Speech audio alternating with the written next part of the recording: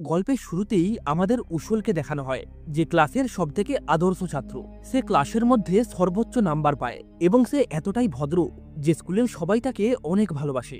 দেখা যায় এর কিছুদিন পরে এক ছাত্র ট্রান্সফার হয়ে তাদের স্কুলে আসে। ক্লাস টিচার সবার সঙ্গে তার পরিচয় করিয়ে দেয়। ছেলেটির নাম সিওক চেন। সে হলো national high school boxing champion. এটা শুনে ক্লাসের সবাই একসঙ্গে করতালি দেয়, কিন্তু উসলের মুখ কেমন একটা ফ্যাকাশে হয়ে যায়, যেন সে কোনো ভূত দেখে নিয়েছে। ক্লাস টিচার চলে যাওয়ার সাথে সাথেই সিওক চেন ক্লাসের সবথেকে বড় বদমাসকে মারধর করে প্রথম দিনই ক্লাসের মধ্যে নিজের আধিপত্য প্রতিষ্ঠা করে।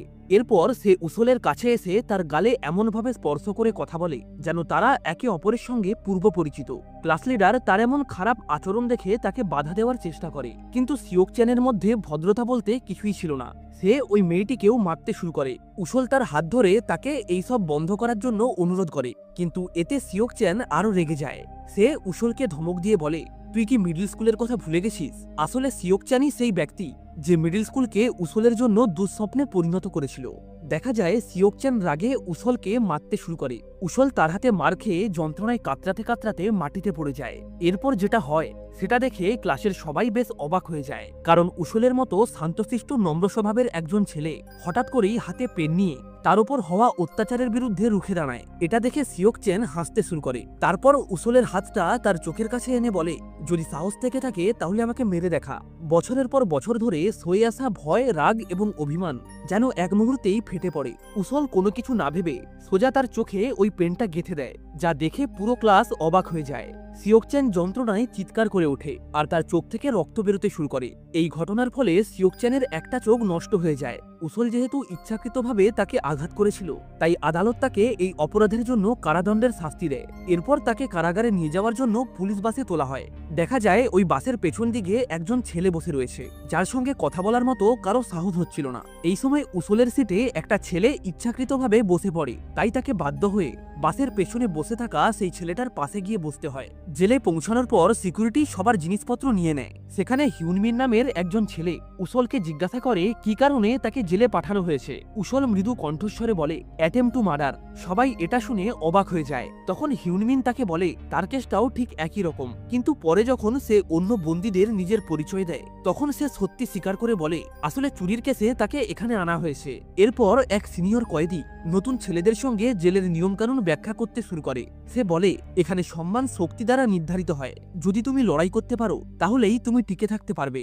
আসলে এই সময় জেলটি তিনটি ভাগে বিভক্ত ছিল। প্রথম দল সাং ইউপের, সে একজন ওয়ার্ল্ড জুডো চ্যাম্পিয়ন, তার দক্ষতা অতুলনীয়। দ্বিতীয় দল ওয়ান জুনের, সে রেগে গেলে একজন মানুষরূপী শয়তানে পরিণত হয়। এবং তৃতীয় দল হলো সুং ইউপের, তাকে দেখতে আকারে ছোট হলেও তার ডেডলি কিকের মাধ্যমে যে কাউকে পিষে ফেলতে পারে। তবে ওয়ানজুন এবং সুংইউপ একসঙ্গে মিলে প্ল্যান করে সাংইউপের বিরুদ্ধে মারপিট, ধূমপান এবং জিনিসপত্র চুরির অভিযোগ আনে। ফলস্বরূপ সাংহিউনকে নির্জন এক কারাগারে পাঠানো হয়, যার ফলে কারাগারের সমস্ত ক্ষমতা ওই দুজনের হাতেই চলে আসে। কিন্তু সত্যিটা হলো কারাগারের আসল মালিক অন্য কেউ। সে হলো এমন এক ব্যক্তি যাকে এরা তিনজন মিলেও হারাতে পারবে না। তার নাম হলো ডুহিউন, অর্থাৎ বাসে যে ছেলেটার পাশে উসল বসেছিল। ডুহিউন হলো ওয়ার্ল্ড ইয়াংগেস্ট এমএমএ চ্যাম্পিয়ন। সে এত অল্প বয়সেও অনেক শক্তিশালী এবং স্কিলফুল ছিল। দেখা যায় একদিন ডুহিউন তার বোনের জন্মদিন পালনের জন্য ফুল এবং উপহার নিয়ে বাড়িতে পৌঁছায়, কিন্তু ফ্রিজ খোলার সাথে সাথেই সে দেখে তার হাতে রক্ত লেগে আছে। তাই সে ভয় পেয়ে ঘরের চারপাশে তার বোনকে খুঁজতে থাকে এবং শেষমেশ দেখে তার বোন রক্তাক্ত অবস্থায় মেঝেতে পড়ে আছে। ঠিক তখনই পেছন থেকে কেউ একজন তার ঘাড় চেপে ধরে, কিন্তু ডুহিউন মুহূর্তের মধ্যেই তার পা ভেঙে দেয়। এই সময় সেখানে সে তার মায়েরও মৃতদেহ দেখতে পায়, যার কারণে সে রেগে গিয়ে দ্বিতীয় আক্রমণকারীকেও এমনভাবে আঘাত করে যে ওই আক্রমণকারী নিজের জ্ঞান হারিয়ে ফেলে। এটা দেখে তৃতীয় জন গোপনে তার উপর আক্রমণ করার চেষ্টা করে, কিন্তু ডুহিউনের ভয়ঙ্কর ফাইটিং স্কিলের কাছে সে এক মুহূর্তও টিকতে পারে না। দেখা যায় ডুহিউনের কাছে মার খেয়ে তিনজন আক্রমণকারী ওই ঘটনাস্থলে নিহত হয় এবং এই অপরাধস্বরূপ ডুহিউনকে জেলে পাঠানো হয়। এসব শুনে উসল ভয় পেয়ে ভাবতে থাকে এই ভয়ঙ্কর কারাগারে সে কিভাবে বাঁচবে। এদিকে ফুটবল খেলার সময় এক প্লেয়ার আহত হয়, যার কারণে তার পরিবর্তে উসলকে খেলতে বাধ্য করা হয়। উসল কোনোভাবে বলটিতে লাথি মারে, কিন্তু দুর্ভাগ্যবশত বলটি সরাসরি ওয়াংজুনের মেন পাটে গিয়ে লাগে। এটা দেখে সাংহুই হেসে বলে, তোকে আর কেউ বাঁচাতে পারবে না। এটা বলার সাথে সাথেই কিছুজন মিলে উসলকে টেনে নিয়ে যেতে শুরু করে। ঠিক তখনই উসল ডুহিউনকে তার পাশ থেকে যেতে দেখে। তাকে দেখে উসল যেন তার শেষ আশাটা খুঁজে পায়। সে কোনো মতে তাদের হাত থেকে নিজেকে ছাড়িয়ে দৌড়ে ডুহিউনের কাছে আসে এবং হাত জড়ো করে তাকে বলে, দয়া করে আমাকে সাহায্য করো। ওয়াংজুন ডুহিউনকে দেখে কিছুটা ভয় পায়, কিন্তু তবুও মনে সাহস নিয়ে তাকে বলে, এই ব্যাপারটা থেকে তুমি দূরে থাকো। ডুহিউন এইসব শোনার পর কিছুক্ষণ চুপচাপ দাঁড়িয়ে থাকে এবং তারপর সে ওই অসহায় ছেলেটিকে বাঁচানোর সিদ্ধান্ত নেয়। তবে ওয়াংজুন কোনোভাবেই এটা মেনে নিতে পারে না। সে কুটুক্তি করে বলে, একজন খুনি এখন ভালো হওয়ার ভান করছে। এরপর সে ডুহিউনকে মারার চেষ্টা করে, কিন্তু ডুহিউনের একটা ঘুষিতেই তার অবস্থা খারাপ হয়ে যায়। উসল তার প্রাণরক্ষক ডুহিউনের দিকে শ্রদ্ধার চোখে তাকায়, কিন্তু এই ঘটনার পর থেকেই ওয়াংজুং উসলের নাম তার হিটলিস্টে করে নেয়। উসল এইসব থেকে বেরিয়ে আসার পথ খুঁজতে থাকে। এই সময় একটি ছেলে তার সঙ্গে দেখা করতে আসে। ছেলেটি হলো সিওক চ্যান। ডানচোখ নষ্ট হওয়ার কারণে তার বক্সিং ক্যারিয়ার শেষ হয়ে গেছে। সিওক চ্যান বলে, আমি প্রতিদিন তোর জেল থেকে বাইরে আসার অপেক্ষা করি। তুই শুধু এখান থেকে একবার বেরো, তারপরেই শুরু হবে তোর জীবনের আসল নরক যাত্রা। তার এইসব কথা শুনে উসল বেশ ভয় পেয়ে যায়। সে কাঁদতে কাঁদতে তার কাছে ক্ষমা চায়, কিন্তু সিওক চ্যান কোনোভাবেই তাকে ক্ষমা করে না এবং রেগে গিয়ে সেখান থেকে চলে যায়। যার কারণে এরপর থেকে প্রত্যেকটা দিন উসলের কাছে একটি ভয়ানক দুঃস্বপ্নে পরিণত হয়। দিনের বেলায় ওয়াংজুনের হুমকি এবং রাতের বেলায় সিওক চ্যানের ভয়ঙ্কর সেই মুখ তার চোখের সামনে ভাসতে শুরু করে। এর মধ্যেই উসল একদিন ডুহিউনকে বক্সিংয়ের ট্রেনিং করতে দেখে, আর তারপর থেকেই প্রতিদিন সে ডুইহুনের জন্য একটা করে দুধের বোতল নিয়ে যেত। তবে ডুইহুন তার এই আচরণে বিরক্ত হয়ে তাকে ধমক দিয়ে বলে, আমার থেকে দূরে থাকো। কিন্তু তা সত্ত্বেও উসল প্রতিদিন তার কাছে আসতে থাকে। আর এর মধ্যেই সে একদিন সাহস করে ডুইহুনের কাছে অনুরোধ করে সে যাতে তাকে লড়াই শেখায়। তবে ডুইহুন তার এই অনুরোধ প্রত্যাখ্যান করে বলে, প্রতিশোধের আগুন অনেক ভয়ঙ্কর হয়, যা তোমার পুরো জীবনটাকে নরক বানিয়ে দেবে। কিন্তু উসল বলে, আমি শুধুমাত্র একটা স্বাভাবিক জীবন চাই। সে স্বীকার করে সে সবসময় ভয়ে পালিয়ে বেড়াতো, কারণ সে কারো কাছ থেকে মার খেতে চায় না। সে আরো বলে, আমি দুর্বলতা এবং দারিদ্রতাকে অনেক ঘৃণা করি, তাই এখন আমি আর কোনোভাবেই এই সব থেকে পালাতে চাই না। ডুইহুন তার এই কথায় প্রভাবিত হয়ে তাকে ট্রেনিং দিতে রাজি হয়। তবে ট্রেনিং শুরু করার আগে সে তাকে একটা শর্ত দেয়, যদি তুমি 40 মিনিটে 100 রাউন্ড দৌড়াতে পারো তাহলেই আমি তোমাকে ট্রেনিং দেব। ডুইহুন এটা বলার সাথে সাথেই উসল 1 সেকেন্ডও সময় নষ্ট না করে দৌড়াতে শুরু করে। তবে কিছুক্ষণের মধ্যেই তার নিঃশ্বাস ভারী হয়ে আসে। সে চোখের সামনে ধোঁয়াশা দেখতে শুরু করে, এমনকি তার পায়ে দৌড়ানোর মতো আর ক্ষমতা ছিল না। কিন্তু তবুও সে থামে না। এই সময়ে অত্যাচারের সেই মুহূর্তগুলো বারবার তার চোখের সামনে ভেসে ওঠে। 70তম রাউন্ডের পর উসল মাটিতে পড়ে যায় এবং প্রচন্ড পরিমাণে বমি করতে শুরু করে। কিন্তু তারপরেও সে ডুহিউনকে চমকে দিয়ে আবারও উঠে দাঁড়ায় এবং আহত সিংহের মতো ততক্ষণ ছুটতে থাকে যতক্ষণ না সে অজ্ঞান হয়ে যায়। উসল অনেক চেষ্টার পরেও ডুহিউনের দেওয়া শর্ত পূরণ করতে পারে না। তবে ডুহিউন তার হার না মানার জেদ এবং ভয়ঙ্কর ডেডিকেশন দেখে তাকে ট্রেনিং দিতে রাজি হয়। ডুইহুন জেলারকে ভালোভাবেই চিনত, তাই সে উসলকে তার সেলে স্থানান্তরিত করে নেয়। এরপর প্রথম দিনই তার ফিটনেস ট্রেনিং শুরু হয়। উসলের অদ্ভুত পুশআপ দেখে ডুইহুন তাকে জিজ্ঞাসা করে, তুই কি অসুস্থ? এরপর অনেক চেষ্টার পরে উসল তার জীবনের প্রথম পুশআপ সম্পন্ন করে, আর এখান থেকেই তার কঠোর প্রশিক্ষণ শুরু হয়। প্রথমের দিনগুলোতে তার হাত পা অসাড় হয়ে যেত, কিন্তু কঠোর প্রশিক্ষণের মাধ্যমে সে প্রতিদিন নিজের শক্তি বৃদ্ধি করতে থাকে। এরপর যখন সঠিক সময় আসে তখন ডুইহুন তাকে আসল ফাইটিং স্কিল শেখানো শুরু করে। দেখা যায় ধীরে ধীরে সেই কাপুরুষ উসল ফাইটিংয়ে এতটাই দক্ষ হয়ে ওঠে যে জেলের বাকি কয়েদিরা তাকে দেখে অবাক হয়ে যায়। অন্যদিকে সিওক চ্যানকে দেখানো হয়, সে যখন রাস্তায় ঘুরছিল ঠিক তখনই পেছন থেকে একটা গাড়ি এসে তাকে সরে যাওয়ার জন্য হর্ন বাজায়। তবে সিওক চ্যান না সরায় ভেতর থেকে দুজন লোক চিৎকার করে বলে, তুমি কি অন্ধ? আর এই কথাটা সিওক চ্যানের ইগোতে লাগে। সে রাগে গাড়ির সাইড মিররটা ভেঙে ফেলে এবং তারপর গাড়ির ভিতরে বসে থাকা দুজন ব্যক্তিকে মারধর করতে শুরু করে। এই পুরো ঘটনাটা একজন গ্যাং লিডার উইয়ং দূরে দাঁড়িয়ে দেখছিল। সে সিওক চ্যানের লড়াইয়ের দক্ষতা দেখে মুগ্ধ হয় এবং তাকে তার দলে যোগ দেওয়ার প্রস্তাব দেয়, কিন্তু সিওক চ্যান এতে রাজি হয় না। এরপর উইয়ং তার ডান চোখের দিকে ইশারা করে বলে, তুমি চাইলেই আমি এটা ঠিক করে দিতে পারি এবং একই সাথেই তোমাকে আরো শক্তিশালীও করে তুলতে পারি। এই কথাটা শুনে সিওক চ্যান কিছুটা অবাক হয়ে যায়। অন্যদিকে উসল কারাগারে বসে পড়াশোনা করছিল। হিউনমিন তাকে জিজ্ঞাসা করে, তুমি এত পরিশ্রম কেন করছো? উসল বলে, প্রথমে আমি শুধু শক্তিশালী হতে চেয়েছিলাম, কিন্তু এখন এটা উপভোগ করছি। এরপর হিউনমিন বলে, ডুহিউনের বয়স 21 বছর পার হয়ে গেছে, তাই এখন তাকে প্রাপ্তবয়স্ক কারাগারে পাঠানো হবে। এটা শোনার পর থেকেই উসলের ট্রেনিংয়ে মনোযোগ নষ্ট হতে শুরু করে। ডুহিউন তাকে মনে করিয়ে দেয় এখনো যতটুকু সময় বাকি আছে সেই প্রত্যেকটা সেকেন্ডে তার মন দিয়ে ট্রেনিং করা উচিত। ট্রেনিং এর সময় একদিন উসল দেখে কিছু ছেলে হিউনমিনকে বিরক্ত করছে। সে কোনো কিছু না ভেবে তৎক্ষণাৎ তাদের মধ্যে ঝাঁপিয়ে পড়ে তার বন্ধুর প্রাণ বাঁচায়। গুন্ডারা তাকে দলে দলে আক্রমণ করার চেষ্টা করে, কিন্তু উসল একাই সবাইকে সামলে নেয়। এদিকে যখন অঞ্জুন জানতে পারে তার লোকদের মারধর করা হয়েছে, তখন সে পুরনো হিসাব মেটাতে উসলকে ওয়ার্কশপে ডেকে পাঠায়। উসল তার কাছে ক্ষমা চেয়ে বলে তার লোকেরাই আগে তার বন্ধুকে বিরক্ত করছিল, তাই সে শুধুমাত্র তার বন্ধুকে বাঁচানোর জন্যই বাধ্য হয়ে এটা করেছে। তবে অঞ্জুন তার কথায় কোনো গুরুত্ব দেয় না। সে সরাসরি উসলের মাথা বরাবর আক্রমণ করে, কিন্তু উসল তৎক্ষণাৎ তার পরবর্তী আক্রমণ আটকে তাকে সজোরে একটা ঘুষি মারে। এই দৃশ্যটা দেখে সবাই অবাক হয়ে যায়। অঞ্জুন রেগে গিয়ে উসলকে জোরে জোরে ঘুষি মারতে শুরু করে, আর তার এক একটি ঘুষি কোনো হাতুড়ির আঘাতের থেকে কম ছিল না, যার ফলে ধীরে ধীরে উসল পিছু হাঁটতে শুরু করে। সে ব্যথায় কাতরাতে কাতরাতে মাটিতে পড়ে যায়, কিন্তু তারপরেই সবাইকে অবাক করে সে আবারও উঠে দাঁড়ায়। তবে এইবার তার চোখে আর কোনো ভয় ছিল না। সে অঞ্জুনের মুখে ততক্ষণ একের পর এক ঘুষি মারতে থাকে যতক্ষণ না সে অজ্ঞান হয়ে যায়। এই মুহূর্তেই দুইজন সেখানে এসে উসলকে থামিয়ে দেয়, যাতে সে কোনো বড় ভুল না করে ফেলে। তার ভয় ছিল উসল হয়তো সেই একই অন্ধকার পথে চলে যাবে যেখানে বর্তমানে সে নিজে আটকে রয়েছে। অন্যদিকে প্রতিদিনের মারামারি সিওকচানকে সম্পূর্ণ নির্মম করে তুলেছে। উইয়ং এখন তাকে পুরোপুরি বিশ্বাস করতে শুরু করেছে। পরের দিন দুহিউন উসলের জন্য একটা বিশেষ খাবার তৈরি করে এবং তারপর দুজন মিলে একটি ফাইটিং ম্যাচ খেলে। দুইহুন বুঝতে পারে উসল নিজেকে আটকে রেখেছে, সে তার সম্পূর্ণ শক্তি দিয়ে লড়াই করছে না। তাই দুইহুন তাকে ধমক দিয়ে বলে পুরো শক্তি দিয়ে লড়াই করো। তার কথা শুনে উসল তার সমস্ত শক্তি প্রয়োগ করে, তবে সে সুযোগ পাওয়া সত্ত্বেও দুইহুনকে ঘুষি না মেরে নিজেকে আটকে নেয়। দুইহুন তাকে বুঝিয়ে বলে যদি সে লড়াই করতে এমনভাবে দ্বিধাবোধ করে তাহলে কখনোই সে জিততে পারবে না। তবুও দুইহুন মনে মনে অনেক খুশি হয়, কারণ উসল তার প্রত্যাশার চেয়েও অনেক ভালো লড়েছে। তাই সে ঘোষণা করে উসলের ট্রেনিং এখন সম্পূর্ণ। আসলে আজকেই দুইহুনকে অ্যাডাল্ট কারাগারে পাঠানো হবে। যাওয়ার আগে সে উসলকে বলে সার্কের সাঁতার কাটার জন্য ব্লাডার নেই, যদি সে এক মুহূর্তের জন্য সাঁতার কাটা বন্ধ করে তাহলে জলে ডুবে তার মৃত্যু অনিবার্য। আর ঠিক তেমন ভাবেই তোমারও কখনো নিজেকে থামানো উচিত নয়। দুইহুন চলে যাওয়ার পর উসলের চোখ থেকে অশ্রু গড়িয়ে পড়ে। সে তার কষ্ট কমানোর জন্য সবসময় ট্রেনিং করতে থাকে। অন্যদিকে জেল থেকে ছাড়া পাওয়া এক কয়েদি যে এখন সিওকচানের হয়ে কাজ করে, সে সিওকচানকে বলে দুইহুনের প্রশিক্ষণে উসল এখন অনেক শক্তিশালী হয়ে উঠেছে। এটা শুনে সিওকচান মৃদু একটা হাসি দেয়। পরের দিন সে আবারও জেলে এসে উসলকে জিজ্ঞাসা করে তুমি ট্রেনিং করছো কেন? আমাকে কি হারানোর কথা চিন্তা করছো? তবে উসল তার এই প্রশ্নের কোনো উত্তর দেয় না। উল্টে সে তাকে উপহাস্য করে বলে তুমি এখনো সেই একই রকমই রয়ে গেছো। সিওকচান বলে আমি তোর জেল থেকে ছাড়া পাওয়ার অপেক্ষা করব। কিছুদিন পর উসলকে তার পুরনো সেলে পাঠানো হয়। সেখানে সাংহিউব তাকে জিজ্ঞাসা করে তুমি কি আমার জায়গা নিতে চাও? তখন উসল তাকে বলে আমার এতে কোনো আগ্রহ নেই। সাংহিউব তার কথা শুনে সম্পূর্ণ অবাক হয়ে যায়। এরপর সাংইয়ং উসলকে চ্যালেঞ্জ করে বলে আমার সঙ্গে ফাইট করো, যদি তুমি ফাইটে জিতে যাও তাহলে তুমি যা বলবে আমি তাই করব। তখন উসল বলে তোমাকে অন্যদের বিরক্ত করা বন্ধ করতে হবে। সাংইয়ংও তার এই কথায় রাজি হয়। তবে যুদ্ধের দিন উসল লড়াই করতে আসে না। এটা দেখে সাংহিউব বলে যুদ্ধ কেবল শাস্তি দেয়, যন্ত্রণা দেয়, এটা কখনোই কারো জীবন বদলায় না। তাই আমরা আর এই আবর্জনার মতো বাঁচতে চাই না। আর ঠিক তখনই সেখানে উসল চলে আসে।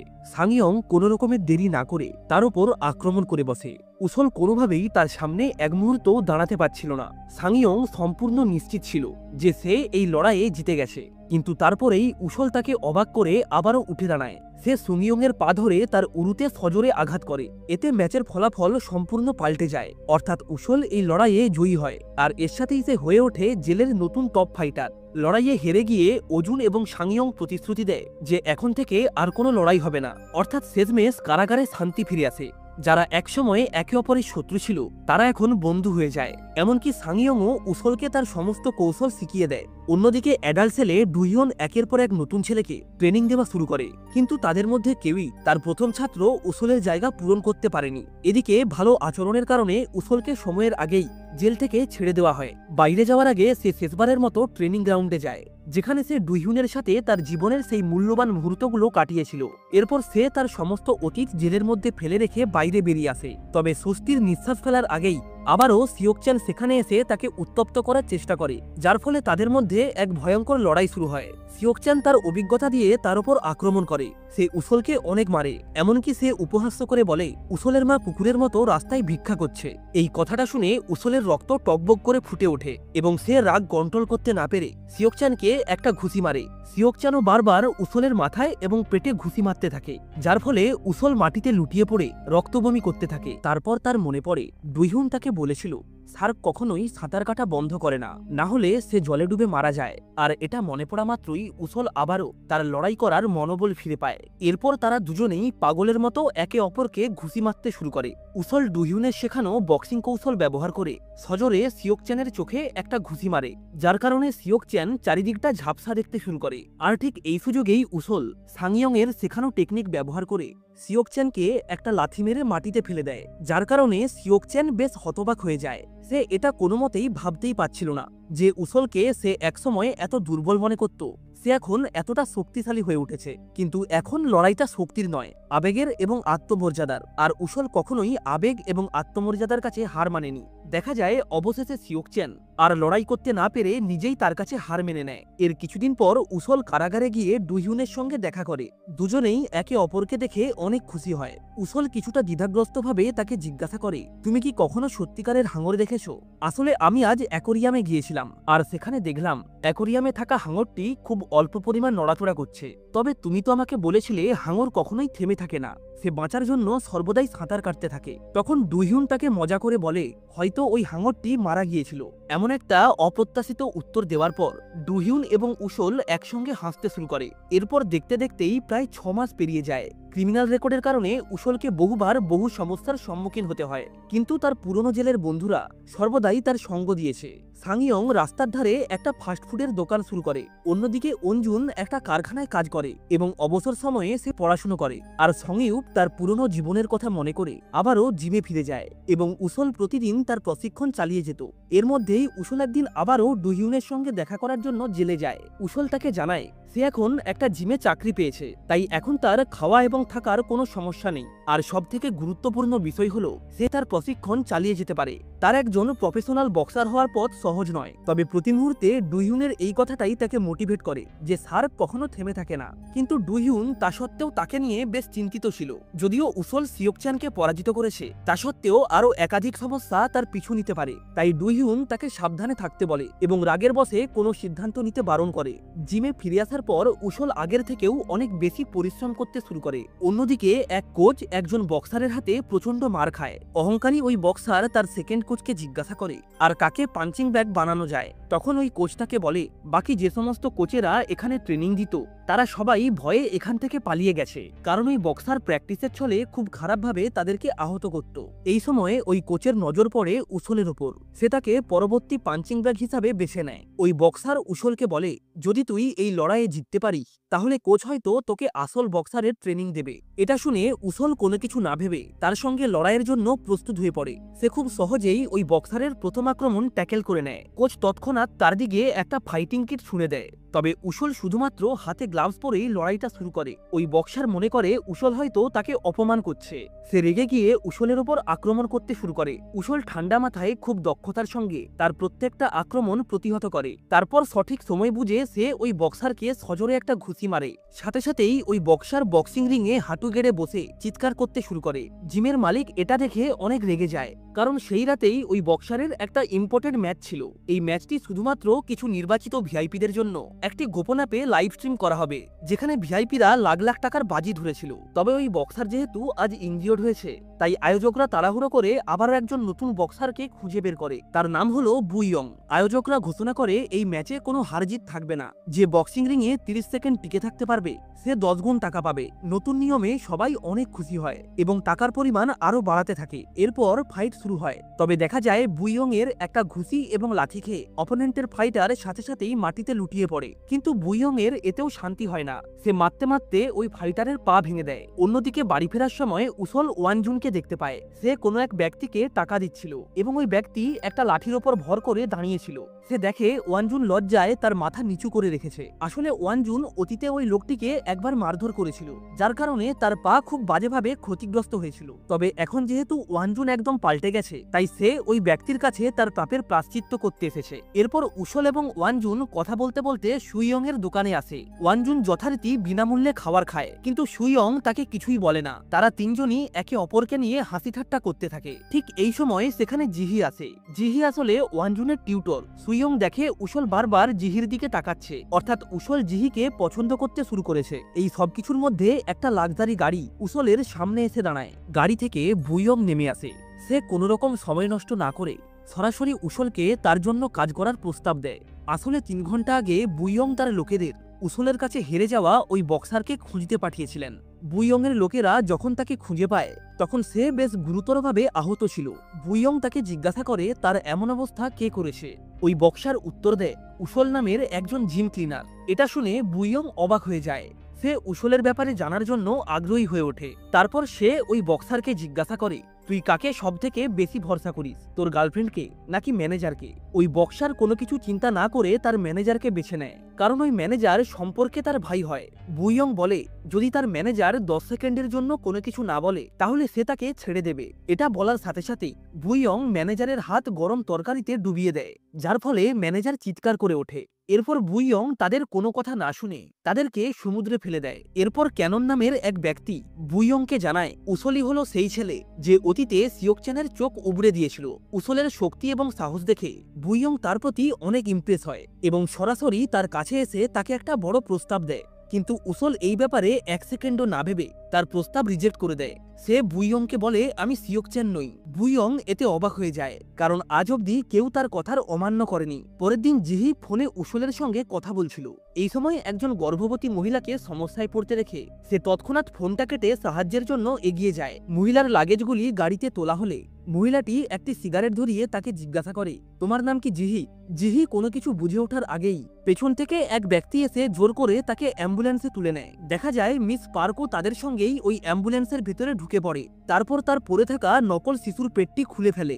জিহি এইসব দেখে ঘাবড়ে গিয়ে সেখান থেকে পালানোর জন্য অ্যাম্বুলেন্সের ভেতরে থাকা অক্সিজেন ট্যাঙ্ক তুলে লোকটির মাথায় জোরে আঘাত করে। এরপর গাড়ির দরজা খুলতে গিয়ে সে দেখে সেটা বাইরে থেকে লক করা রয়েছে। ঠিক এই সময় মিস পার্ক তাকে জোরে একটা লাথি মেরে অজ্ঞান করে দেয়। এদিকে উসল সাংহিউপের সঙ্গে প্রশিক্ষণ নিচ্ছিল, আর ওয়ানজুন এবং সাংহিয়ং সেখানে বসেই তাদের প্রশিক্ষণ দেখছিল। তারা দুজন একে অপরের সঙ্গে অবসরপ্রাপ্ত দম্পতির মতো কথা বলছিল, ঠিক যেন দুই বাবা তাদের সন্তানের বিয়ে নিয়ে চিন্তিত। প্রশিক্ষণের পর উসল জিহির কাছ থেকে একটা ভিডিও কল পায়, যেখানে জিহি নিজের প্রাণ বাঁচানোর জন্য কিছু ব্যক্তির সঙ্গে লড়াই করছে। তবে উসল কিছু বুঝে ওঠার আগেই কলটা কেটে যায়, তাই সে তৎক্ষণাৎ ওই নাম্বারে আবারও কল ব্যাক করে, কিন্তু এইবার কেউই কলটা রিসিভ করে না। তবে উসলের এটা বুঝতে বাকি থাকে না যে এই সব বুইয়ং করাচ্ছে, তাই সে নিজের রাগ সামলাতে না পেরে বুইয়ং এর সঙ্গে লড়াই করার সিদ্ধান্ত নেয়। তবে ওয়ানজুন তাকে বুঝিয়ে বলে রাগের মাথায় হুট করে কোনো সিদ্ধান্ত নেওয়া কখনোই ঠিক নয়, আর তাছাড়া সেও তো এটাই চায় যে তুই রাগ সামলাতে না পেরে তার সঙ্গে ফাইট করিস। সবকিছু শোনার পর সংইউপ সাহায্যের জন্য পুলিশকে ফোন করে, কিন্তু উপযুক্ত প্রমাণ না থাকায় পুলিশ এই ব্যাপারে তাদেরকে কোনো রকম সাহায্য করে না। তবে ঠিক এই সময় উসলের ফোনে একটি মেসেজ আসে, যেটাতে একটা কনস্ট্রাকশন সাইটের ঠিকানা দেওয়া ছিল।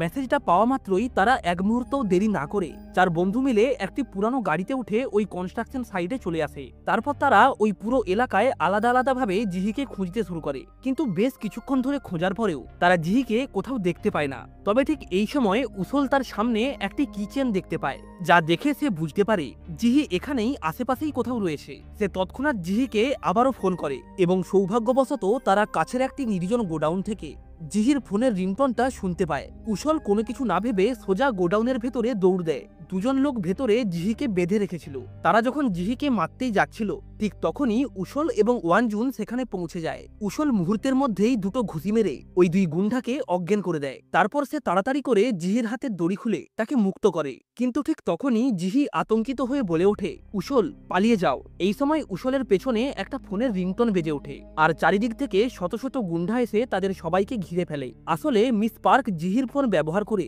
উসলকে এখানে নিয়ে এসেছে। দেখা যায় গুন্ডাদের পরিমাণ সংখ্যায় অনেক বেশি থাকায় তারা কোনো কিছুই করতে পারে না, তাই তাদের চোখে কালো কাপড় বেঁধে গাড়িতে করে অন্যত্র নিয়ে যাওয়া হয়। সংইয়ং এবং সংইউপ গাড়িটিকে দূর থেকে চলে যেতে দেখে তার পিছু করতে শুরু করে। দেখা যায় গাড়িতে করে নিয়ে যাওয়ার সময় উসল ঠিকমতো শ্বাস নিতে না পেরে অজ্ঞান হয়ে যায়। তারপর তার যখন জ্ঞান ফিরে আসে, তখন সে নিজেকে একটি চেয়ারের সঙ্গে বাঁধা অবস্থায় দেখতে পায়। সে তার সামনে বসে থাকা বুইয়ংকে জিজ্ঞাসা করে আমার বন্ধুরা কোথায়। তবে বুইয়ং তার প্রশ্নের কোনো উত্তর না দিয়ে তাকে আমেরিকার চাইল্ড সোলজারদের গল্প শোনাতে শুরু করে, যে কিভাবে সেখানে বাচ্চাদের চোখে কাপড় বেঁধে তাদেরকে গুলি চালাতে বাধ্য করা হতো, আর তারপর তাদের যখন চোখ খোলা হতো তখন তারা দেখত তাদের সামনে তাদেরই কোনো এক প্রিয় মানুষ মৃত অবস্থায় পড়ে আছে। আর এই দৃশ্যটা তাদের ভেতরের ভয়কে আরো তীব্র করে তুলত, যার কারণে তারা তাদের সমস্ত কথা মেনে চলতে বাধ্য হতো। এটা বলার পরেই বুইয়ং উসলকে ইশারা করে বলে এখন তুমি ঠিক করো, তুমি কাকে বাঁচাবে। জিহিকে না ওয়ানজুনকে। উসল তার কাছে বারবার অনুরোধ করে বলে, ওদেরকে ছেড়ে দাও, আমি তোমার সমস্ত কথা মেনে চলবো। তবে বুইয়ং তার কথায় বিরক্ত হয়ে মিস পার্ককে আদেশ দেয়, উসল যদি নির্ধারিত সময়ের মধ্যে কোনো সিদ্ধান্ত না নেয় তাহলে তাদের দুজনকেই একসঙ্গে মেরে ফেলতে। মিস পার্ক সম্পূর্ণভাবে একজন সাইকো প্রকৃতির মহিলা, তার মারামারি কাটাকাটি এইসব অনেক ভালো লাগে, তাই সে তার গার্ডদের এই পুরো দৃশ্যটা রেকর্ডিং করার নির্দেশ দেয়। এরপর সে উসলকে 10 সেকেন্ডের টাইম দেয়। উসল চিৎকার করে ওয়ানজুনকে জিজ্ঞাসা করে, ওয়ানজুন এখন আমি কি করব? দেখা যায় সে ওয়ানজুনের নাম উচ্চারণ করা মাত্রই মিস পার্ক কোনো কিছু না ভেবে সোজা ওয়ানজুনের পেটে ছুরি গেঁথে দেয়। তবে সৌভাগ্যবশত ওই ছুরিটার আঘাতে ওয়ানজুনকে যে দড়িটা দিয়ে বেঁধে রাখা হয়েছিল সেই দড়িটা কেটে যায়। এই সুযোগেই ওয়ানজুন মিস পার্ককে আঘাত করে মাটিতে ফেলে দেয়। তারপর উসল এবং জিহিকে মুক্ত করে সেখান থেকে পালাতে শুরু করে। এদিকে আঘাতপ্রাপ্ত মিস পার্ক তার সমস্ত গার্ডদের আদেশ দেয় যে কোনো প্রকারে তারা যেন ওই তিনজনকে ধরে নিয়ে আসে। দেখা যায় তার আদেশ পাওয়ার সাথে সাথেই শত শত গার্ড তাদেরকে সামনে এবং পেছন থেকে ঘিরে ফেলে। উসল এবং জিহি যাতে সেখান থেকে বেরিয়ে যেতে পারে তাই ওয়ানজুন পেছনে দাঁড়িয়ে ওই গার্ডদের সঙ্গে ফাইট করতে শুরু করে। তবে এতে কোনো লাভ হয় না, কারণ সামনে থেকেও একাধিক গার্ড এসে উসল এবং জিহিকে আটকানোর চেষ্টা করে। উসল ওই গার্ডদের সঙ্গে ফাইট করতে গিয়ে সিঁড়ি থেকে নিচে পড়ে যায়। এই সুযোগেই এক ব্যক্তি উসলের গলা চেপে ধরে, যা দেখে অঞ্জুন তাকে সাহায্য করার জন্য দৌড়ে আসে। তবে ঠিক তখনই আর এক ব্যক্তি এসে তাকে দেওয়ালের সঙ্গে চেপে ধরে। এদিকে উসল যখন দম বন্ধ হয়ে প্রায় অজ্ঞান হতেই যাচ্ছিল তখনই জিহি ফায়ার এক্সটিংগুইশার দিয়ে ওই ব্যক্তির মাথায় আঘাত করে, যার ফলে ওই ব্যক্তি উসলকে ছেড়ে দেয়। তবে এই ঘটনার পর সেখানে আরও একাধিক সংখ্যক গার্ড এসে হাজির হয়। পেট থেকে রক্তক্ষরণ হওয়া সত্ত্বেও ওয়ানজুন একাই তাদের সঙ্গে লড়াই করতে শুরু করে যাতে উসল এবং জিহি সেখান থেকে বেরিয়ে যেতে পারে। দেখা যায় উসল এবং জিহি কোনো রকমে পার্কিং লটে পৌঁছালে সেখানেও একাধিক গার্ড এসে তাদের পদ আটকে নেয়। তবে ঠিক তখনই সেখানে সুংইয়ং এবং সাংহিউক চলে আসে। তারা কয়েক সেকেন্ডের মধ্যেই সমস্ত গুন্ডাদের মাটিতে শুইয়ে দেয়। এরপর তারা সবাই একসঙ্গে ওয়ানজুনের কাছে আসে। তারা দেখে ওয়ানজুন একাই সমস্ত গুন্ডাদের মেরে নিজেও আহত অবস্থায় সেখানে পড়ে রয়েছে। ওয়ানজুন তাদেরকে বলে, তোমরা আসতে অনেক দেরি করে ফেলেছো। এটা বলেই সে তার পকেট থেকে একটা নোটবুক বের করে যেটাতে সেই সব লোকেদের নাম লেখা ছিল যাদেরকে সে স্কুলে ধমক দিত। সে উসলকে বলে, দয়া করে আমার হয়ে এদের কাছ থেকে তুমি ক্ষমা চেয়ে নেবে। কিন্তু উসল তাকে বলে, তোমার কিছুই হবে না, তুমি সুস্থ হয়ে নিজেই তাদের কাছে ক্ষমা চাইবে।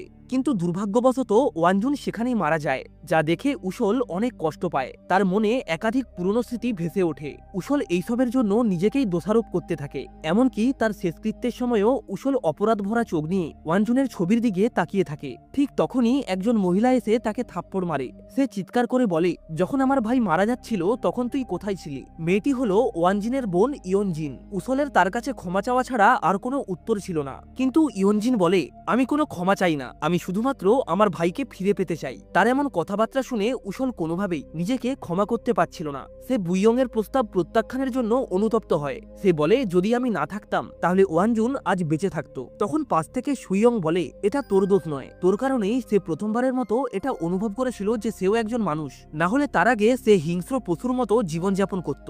এমনকি তোর কারণেই সে উচ্চ বিদ্যালয়ে পরীক্ষায় উত্তীর্ণ হয়েছিল এবং অতীতে যাদেরকে সে আঘাত করেছে তাদের কাছে ক্ষমাও চেয়েছে। সুইয়ং তাকে বুঝিয়ে বলে, যদি তুই এইভাবেই নিজেকে দোষারোপ করতে থাকিস তাহলে ওয়ানজুনের আত্মা কোনোদিনও শান্তি পাবে না। এই সমস্ত কথা শুনে ইয়নজিনও বুঝতে পারে তার ভাই এবং উসলের মধ্যে সম্পর্ক কতটা গভীর ছিল। অন্যদিকে জিহি ফোন করে তার মায়ের সঙ্গে কথা বলছিল। তখনই এক ব্যক্তি তাকে ধাক্কা মেরে চলে যায়। লোকটির মুখে একটি কাটা দাগ ছিল। সন্দেহ হওয়ায় জিহি লোকটির পিছু করতে শুরু করে। লোকটি ইয়াংজুনের মামলার তদন্তকারী পুলিশের সঙ্গে দেখা করে এবং তাকে ক্যাননের ফোন ধরতে বাধ্য করে। ক্যানন তাকে অনেক টাকার প্রস্তাব দিয়ে বলে, পুলিশকে শুধুমাত্র অন্য একজনের ওপর দোষটা চাপিয়ে দিতে হবে। জিহি এইসব দেখে ব্যাপারটা উসল সহ বাকি সবাইকে জানায়। এদিকে বুইয়ং নির্লজ্জতার সমস্ত সীমা অতিক্রম করে। সে ওয়ানজুনের শ্রদ্ধাঞ্জলির জন্য ফুল পাঠায়, যা দেখে সুইয়ং এর অনেক রাগ হয়। তবে সাংইউক তাকে শান্ত করে বলে সেও বুইয়ংকে মারতে চায়, তবে মাথা গরম করে কোনো লাভ হবে না, তাকে মারার জন্য সঠিক প্ল্যান তৈরি করতে হবে। এদিকে উসল চুপচাপ ওয়ানজুনের নোটবুক পড়ছিল। নোটবুকের শেষ পৃষ্ঠায় সে নিজের নাম লেখা দেখে বুঝতে পারে মৃত্যুর আগে ওয়ানজুন আসলে তার কাছে ক্ষমা চাইতে চেয়েছিল। উসল নোটবুকটি শক্ত করে ধরে। সে ঠিক করে যে তার বন্ধুকে হত্যা করেছে তাকে রেহাই দেবে না। ওয়ানজিনের বোন ইয়নজিনও তাদের দলে যোগ দিতে চায়। নিজেকে প্রমাণ করার জন্য সে ওই তিনজন ছেলের সঙ্গে ফাইট করে এবং একাই তাদের তিনজনকে হারিয়ে দেয়। এরপর তারা সবাই ওয়ানজুনের ছবির দিকে তাকায়। তারা এখন জীবন মৃত্যুর মাঝে আটকে রয়েছে। যতই বিপদ আসুক তারা কোনো মতেই পিছু হাঁটতে রাজি নয়। তাদের প্রথম লক্ষ্য ছিল ওয়ানজুনের মৃত্যুর প্রমাণ খুঁজে বের করা। জিহির মনে পড়ে মিস পার্ক তার সমস্ত গার্ডদের পুরো ঘটনাটি রেকর্ড করতে বলেছিল, কিন্তু সেই ফুটেজটি খুঁজে পাওয়া এতটা সহজ ছিল না। সাথে সাথেই উশলের মাথায় একটা বুদ্ধি আসে। সে ইয়ংজিনকে একজন ডেলিভারি মহিলার ছদ্মবেশে একটি প্যাকেজ নিয়ে বুইয়ং এর অফিসে পাঠায়। উশল ওই প্যাকেজের ভেতরে গোপন ক্যামেরা লাগিয়েছিল। সিকিউরিটি গার্ডরা মনে করে এটা হয়তো কোনো ইম্পর্টেন্ট ডেলিভারি, তাই তারা দ্রুত সেটাকে স্ট্রিমিং রুমে নিয়ে যায়। এরপর ক্যামেরার ফুটেজ তৈরি করে তারা বিল্ডিং এর একটা ম্যাপ তৈরি করে। তাদের টার্গেট ফিক্স হওয়ার সাথে সাথেই দলটি অ্যাক্টিভ হয়ে ওঠে। সাংইয়ং এক্সেলারেটর চেপে গাড়িটিকে সোজা আন্ডারগ্রাউন্ডে ঠেলে দেয়। এদিকে গার্ডেরা সিকিউরিটি ক্যামেরায় ওই সন্দেহজনক গাড়ি দেখতে পাওয়ার সাথে সাথেই তারা দ্রুত সেখানে এসে পৌঁছায়। তবে তারা গাড়িটি চেক করলে দেখতে পায় গাড়ির ভেতরটা সম্পূর্ণ খালি। এর মধ্যেই হঠাৎ করে ওই বিল্ডিং এ মাইক্রোওয়েভ বিস্ফোরণ ঘটে, যার কারণে পুরো বিল্ডিং এ ফায়ার অ্যালার্ম বেজে ওঠে। সমস্ত গার্ডরা কি হয়েছে দেখার জন্য দ্রুত পার্কিং লটে চলে আসে, কিন্তু তারা জানতো না যে এটা তাদের জন্য পাতা একটা ভয়ঙ্কর ফাঁদ। সেখানে আগে থেকেই উশলের টিম তাদের জন্য অপেক্ষা করছিল। তারপর শুরু হয় এক ভয়ঙ্কর লড়াই। কিছুক্ষণের মধ্যেই সমস্ত গার্ডেরা তাদের হাতে মার খেয়ে মুহূর্তের মধ্যেই মাটিতে লুটিয়ে পড়ে। আর তখনই উশল ওই সিসিটিভি ফুটেজটা খুঁজে বের করার জন্য সরাসরি লাইভ সম্প্রচার রুমের দিকে দৌড় দেয় এবং দলের বাকি সদস্যরা লবিতে দাঁড়িয়ে অন্যান্য আক্রমণকারীদের সামলাতে থাকে। উশল বেশ কিছুক্ষণ খোঁজাখুঁজির পর অবশেষে সেই রুমটা খুঁজে পায়। সে টেকনিশিয়ানকে ধমক দিয়ে সমস্ত ফাইল ওপেন করতে বলে, কিন্তু দেখা যায় সেদিনের ফোল্ডারটি ইতিমধ্যেই মুছে ফেলা হয়েছিল। অন্যদিকে বুইয়ং তার মনিটরে এই সমস্ত ঘটনার উপর নজর রাখছিল। ফুটেজটা ডিলিট হয়ে যাওয়ায় উশল কিছুটা হতাশ হয়ে পুনরায় লবিতে ফিরে আসে। তবে ঠিক তখনই বুইয়ং লবিতে সেই দিনের ফুটেজটা চালিয়ে দেয়। আর ওই ফুটেজে তারা যখন মিস পার্কের ওয়ানজুনকে ছুরি দিয়ে আঘাত করার দৃশ্য দেখছিল, তখন তাদের রক্ত গরম হয়ে ওঠে। আর ঠিক এই সময় বুইয়ং এর সহকারী ক্যানন তার ব্যাকআপ নিয়ে সেখানে এসে পৌঁছায়। বুইয়ং স্পিকার চালু করে বলে, যদি ভিডিও চাও তাহলে আমার কাছে এসে নিয়ে যাও। উশল এক সেকেন্ডও দেরি না করে ভিড়ের মধ্য থেকে লিফটে গিয়ে ওঠে। এদিকে পার্কিং লটে দুই টিমের মধ্যে পুনরায় লড়াই শুরু হয়। ইয়ংজিন তার ভাইয়ের খুনি মিস পার্কের সাথে, সাংইউপ ক্যাননের সঙ্গে এবং সুংইয়ং স্কারের সঙ্গে লড়াই করতে শুরু করে। লিফটে যাওয়ার সময় উশল তার হাতের ব্যান্ডেজটি খুলে ফেলে এবং শেষ লড়াইয়ের জন্য প্রস্তুতি নেয়। বুইয়ং তাকে দুটি বিকল্প দেয়, ভিডিওটি নিয়ে চলে যাও, না হলে আমার সঙ্গে একটা গেম খেলো। উশল কোনো কিছু না ভেবে ইউএসবিটা তুলে নেয়, কিন্তু বুইয়ং এত সহজে তাকে ছেড়ে দেওয়ার মেজাজে ছিল না। সে উশলকে বলে, তোর ফ্রেন্ডকে মেরেছি, এইবার তোর পরিবারের কাউকে মারবো। তার এই কথাটা শুনে উশল পাগল হয়ে ওঠে। সে রাগে তাকে ঘুষি মারতে যায়, কিন্তু বুইয়ং প্রতিবারেই তার ঘুষি থেকে নিজেকে বাঁচিয়ে নেয়। এরপর সে উশলকে একটা চড় বাড়ে। তারপর ধীরে ধীরে তার আক্রমণ আরো তীব্র হয়ে ওঠে। অন্যদিকে হলের লড়াই আরো উত্তপ্ত হয়ে ওঠে। সাংইউপ এবং ক্যাননের মধ্যে সমান সমান লড়াই চলছিল। ইয়ংজিনও মিস পার্ককে মারধর করে তার ভাইয়ের হত্যার সম্পূর্ণ বদলা নেয়, কিন্তু সাংইয়ং কোনোভাবেই লড়াই পেরে উঠছিল না। এমনকি তার একটা পাও ভেঙে যায়, যার কারণে তারা তাকে সাহায্যের জন্য দৌড়ে আসে। এদিকে উশল এত মার খাওয়ার পরেও পুনরায় উঠে দাঁড়ায়, তবে বুইয়ং তাকে আবারও একটা ঘুষি মেরে মাটিতে ফেলে দেয়। এরপর সে উশলকে আরো উত্তপ্ত করার জন্য ওয়ানজুনের হত্যার ফুটেজটা বারবার তার সামনে চালাতে থাকে, যা দেখে উশল রাগ সামলাতে না পেরে আবারও উঠে দাঁড়ায় এবং বুইয়ংকে মারার জন্য তার দিকে দৌড় দেয়। কিন্তু বুইয়ং তার গলা চেপে ধরে, আর সেই মুহূর্তেই উশলের চোখে ওয়ানজুনের মুখটা ভেসে ওঠে। সে নিজের সমস্ত শক্তি দিয়ে পুনরায় তার উপর আক্রমণ করে। দেখতে দেখতেই লড়াইটা বেশ ভালোই জমে ওঠে। উশল বুইয়ংকে একের পর এক লাথি ও ঘুষি মেরে তার অবস্থা খারাপ করে দেয়। এর মধ্যেই সে যখন বুইয়ং এর পা ভেঙে ফেলার সুযোগ পায়, তখন সে সেটা না করে তার সমস্ত রাগ বুইয়ং এর মুখের উপর থেকে মিটিয়ে নেয়। এদিকে সাংইয়ং এর অবস্থা খুবই খারাপ ছিল। স্কারের বিরুদ্ধে সে কোনোভাবেই পেরে উঠছিল না, এমনকি লড়াইয়ের একটা পর্যায়ে তার হাতও ভেঙে যায়। কিন্তু ওই মুহূর্তেই ইয়ংজিন এসে স্কারের ঘাড় ধরে তাকে মেরে ফেলে। অন্যদিকে সাংইউপ এবং ক্যাননের মধ্যে একটি কঠিন লড়াই শুরু হয়, কিন্তু অবশেষে সাংইউপ ক্যাননের পা ভেঙে দেয়। তিনজনেই গুরুতরভাবে আহত হলেও তারা তাদের লক্ষ্য সম্পন্ন করে। অন্যদিকে বুইয়ং আবারও উঠে দাঁড়িয়ে উশলের মুখোমুখি হয়, কিন্তু এইবার উশল তার প্রতি কোনো রকমের দয়া দেখায় না। সে বুইয়ং এর হাতটা ভেঙে ফেলে। বুইয়ং রাগে উশলকে মারতে গিয়ে জানালা থেকে বাইরে পড়ে যায়, কিন্তু উশল কোনোভাবে তার হাতটা ধরে ফেলে। বুইয়ং চিৎকার করে এবং উশলকে বলে তাকে ছেড়ে দিতে। উশলের প্রতিশোধ নেবার সুযোগ ছিল, তবে সে বুইয়ং এর মতো দানব হতে চায়নি। সে তার সমস্ত শক্তি দিয়ে তাকে টেনে তোলে। বুইয়ং তাকে বলে, আমাকে বাঁচিও না, এর জন্য তুমি পরে অনুশোচনা করবে। উশল তাকে বলে, আমি তোমার থেকে আলাদা। এটা বলেই সে সেখান থেকে চলে যায়। এই মুহূর্তে বুইয়ং বুঝতে পারে সে সম্পূর্ণরূপে উশলের কাছে হেরে গেছে। শীঘ্রই পুলিশ এসে অবৈধ জুয়া এবং অনেক খুনের সাথে জড়িত থাকার অপরাধে বুইয়ংকে গ্রেপ্তার করে। অন্যদিকে উশল ওয়ানজুনের নোটবুকে যার যার নাম লেখা ছিল, সে সেই সমস্ত মানুষের কাছে গিয়ে ওয়ানজুনের হয়ে ক্ষমা চায়। সবাই তাকে ক্ষমা না করলেও উশল তার প্রতিশ্রুতি রেখেছে, এবং যখন সে শেষ পৃষ্ঠায় আসে তখন সে দেখে সেখানে তার নিজেরই নাম লেখা রয়েছে। তাই সে ওই শেষ পৃষ্ঠায় তার নামের পাশে লেখে, ওয়ানজুন, আমি তোমায় অনেক আগেই ক্ষমা করে দিয়েছিলাম। কিছুদিন পর উশল জেলে ডুইহুনের সঙ্গে দেখা করে। করে। উশল তাকে বলে, আমি তোমার মতো একজন শক্তিশালী বক্সার হব। ডুইহুন হেসে মাথা নাড়িয়ে বলে, এখন আমাদের আগের থেকেও অনেক বেশি পরিশ্রম করতে হবে। শীঘ্রই বিশ্বরুকি চ্যাম্পিয়ন শুরু হতে চলেছে, যার কারণে উশল তার বন্ধুদের সঙ্গে দিনরাত এক করে প্রস্তুতি নিতে শুরু করে। তবে এইবার তারা শুধুমাত্র বেঁচে থাকার জন্য লড়াই করছিল না, তারা লড়াই করছিল নিজেদের আবেগের জন্য। আর এদিকে বুইয়ং তার অপকর্মের শাস্তি পায়। ভাগ্য তাকে জেলে পাঠালো এবং সবথেকে মজার বিষয় হলো তার নতুন সেলমেট ছিল ডুহিয়ন। তারা একে অপরকে দেখে একটা ঠান্ডা হাসি দেয়। আর এর সাথেই এই অসাধারণ মুভিটা এখানেই শেষ হয়। ভিডিওটা ভালো লেগে থাকলে অবশ্যই একটা লাইক করে চ্যানেলটাকে সাবস্ক্রাইব করে রাখবেন। তাহলে আজ এই অবধি, দেখা হচ্ছে নেক্সট ভিডিওতে নতুন কোনো মুভির এক্সপ্লেনেশন নিয়ে।